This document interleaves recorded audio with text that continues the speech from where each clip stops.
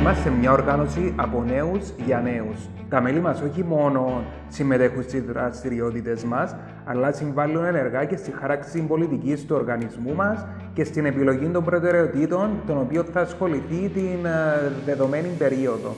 Being involved in animal rescue since 1982, I have gained a deep insight into their beautiful and versatile nature. Their beautiful qualities have had a profound effect on my psyche that I cannot bear or accept any form of cruelty to animals. Ο τομέας που εργάζομαι στο Σύνδεσμο για την Πρόληψη και Αντιμετώπιση της Βίας στην Οικογένεια είναι το κομμάτι της προληπτικής πολιτικής. Ο όραμά του και η αποστολή του βασικά είναι η ασφάλεια και η ευημερία των εξυπηρετούμενων ατόμων. Κυρία δραστηριότητα του Συνδέσμου είναι η διοργανώση της ετήσιας χώρες-περίδας που φέρνει μαζί απόδημους, χωριανούς και φίλους. Διατηρούν και την παράδοση του χωριού μας, αλλά κάνουμε γνωστό και το χωριό μας στους υπόλοιπους Κυπρίους και όχι μόνο. Ασχολούνται με την ισότητα των φύλων και την πρόληψη και καταπολέμηση της εμφυλής βίας και της βίας κατά των γυναικών. The main focus of most of my work is around environmental sustainability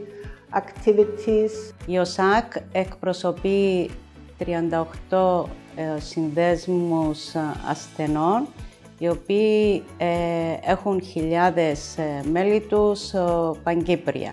Συνεισφέρουν πολύ έντονα στις ομαδικές προσπάθειες που κάνει ο τομέας και σε αυτήν την ομάδα των 40 NGOs για τις εικαστικές τέχνες, αλλά και σε άλλες διοργανώσεις για να βρούμε λύσεις και προτάσεις σε προβλήματα που έχουμε που αντιμετωπίζει ο κλάδος. Η βία από μόνη της είναι μια πρόκληση. Το να πρέπει να αντιμετωπίσουμε και να έρθουμε αντιμέτωποι ενώ με φορείς, με υπουργεία, στο να ακουστεί η φωνή βασικά των εξυπηρετούμενων ατόμων μέσω εμάς, έτσι ώστε να έχουμε το καλύτερο αποτέλεσμα για τα εξυπηρετούμενα άτομα και όσες περισσότερες υπηρεσίες μπορούμε για να καλύπτουμε τις ανάγκες των ατόμων που εξυπηρετούν. Δουλεύοντας για τα visual arts, για τις εικαστικές τέχνες στην Κύπρο, οι μεγαλύτερες προκλήσεις είναι η συνεχής χρηματοδότηση. Συνήθως τώρα τα προγράμματα είναι κατά χρόνων, έναν ή δύο, και δεν μπορείς να χτίσεις καν ούτε μακροχρόνια προγράμματα, ούτε βιωσιμότητα σαν οργανισμός, ούτε να μπορείς να εργοδοτήσεις νέους είτε καλλιτέχνες είτε δημιουργούς. In general, I think it's extremely difficult to survive with your civil society organizations because there are so many challenges coming up. There are very strict laws, legal requirements. Η εμπλοκή μου στα κοινά, μέσω της δραστηριότητας του Συνδέσμου, έχει βοηθήσει να βελτιωθώ ως άνθρωπος και να νιώθω ενεργό μέλος της κοινωνίας. Έχω μάθει να διεκδικώ τα δικαιώματα των μελών μας, να διαπραγματεύομαι και να είμαι δίπλα στον κόσμο. Αλλά έχω κερδίσει και αξίες ζωής ως άτομο.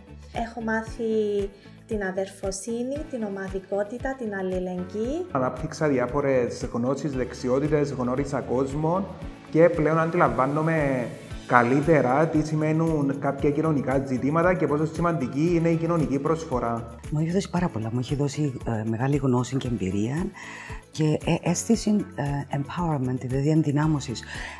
Όταν επικοινωνάς με τους Ευρωπαίους εταίρους, αντιλαμβάνεσαι ότι πολλά από αυτά που περνάς είναι κοινά και υπάρχουν τρόποι ήδη που τα αντιμετωπίζουν. Οπότε μέσα και λίγο ελπίδα ότι ναι, μπορούμε να αλλάξουμε τα πράγματα προς το καλύτερο. Υπάρχει κάποιος σκοπός που όλοι μαζί ενωμένοι μπορούμε να βοηθήσουμε. Βεβαίως και θα ενθάρρυνα άλλα άτομα να εμπλακούν. Η συνεισφορά στην κοινωνία των πολιτών δεν είναι απλά φιλανθρωπία, είναι στάση ζωής. I would encourage everyone to become involved and experience their magical health healing qualities that enhance the quality of our own lives. I believe that we can all be part of the change, and the smallest change I notice motivates me very much to continue and keep going. Είναι σημαντικό όλοι οι νέοι να λαμβάνουν μέρος σε τέτοιες δράσεις, επειδή είναι ο μόνος τρόπος για να ακουστεί η φωνή τους. Όλοι μαζί μπορούμε να καταφέρουμε πολλά. Ενθαρρύνω κάθε έναν, κάθε μια να ενεργοποιηθεί στα θέματα που είναι στην καρδιά του.